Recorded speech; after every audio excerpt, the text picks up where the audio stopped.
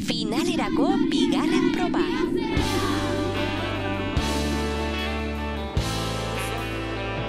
Zesta saski.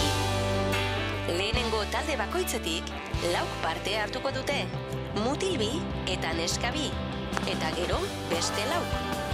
Taldekide batek galdaratik bere koloreko pilota hartuko du zesta laburrarekin.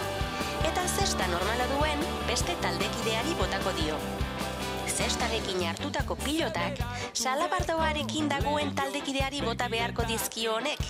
Eta azken taldekideak salabardotik hartu eta tripletik saskiratu beharko du. 3 minutu izango dira gehienez eta 30 pilota taldeko. Jalki direlako, jalki plazara. Eta hori gure, guk egin dugu akroba eta zu?